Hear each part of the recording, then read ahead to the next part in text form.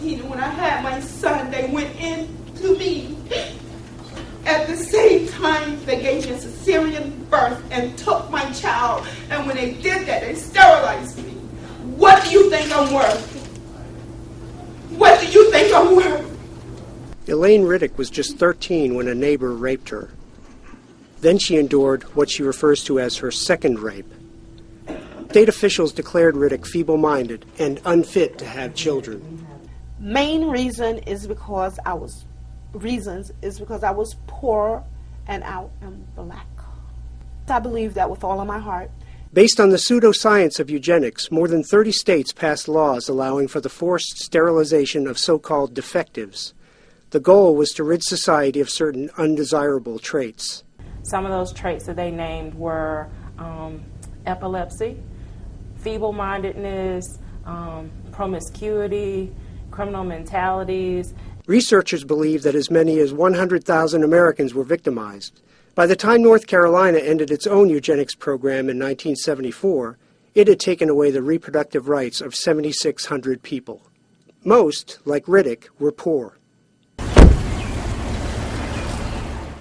Tony Riddick still lives close to his mother's hometown in the coastal plain. He says she doesn't come home often. They used to call it Little Korea. Yeah, Little Korea. The reason why is because it was very violent, coming up. She grew up in a very, very abusive home. My mother's life and my life, by any measure, would have been, should have been, could have been totally written off.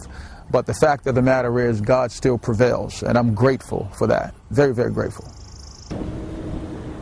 His mother would be grateful for justice.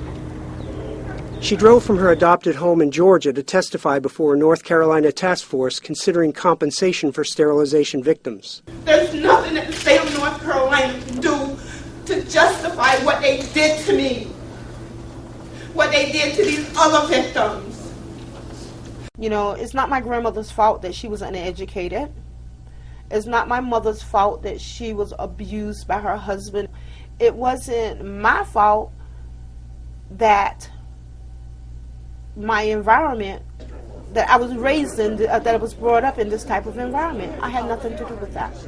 I was a victim. God said, be fruitful, multiply, replenish the earth in His image. And I always tell everybody, how can you ever get to see the image of God when you're killing it off? Riddick is tired of feeling like a victim, but she'll have to wait until next February to see if the Tar Heel state will give her and 2,000 other eugenics survivors justice. Alan Breed, Associated Press, Raleigh, North Carolina.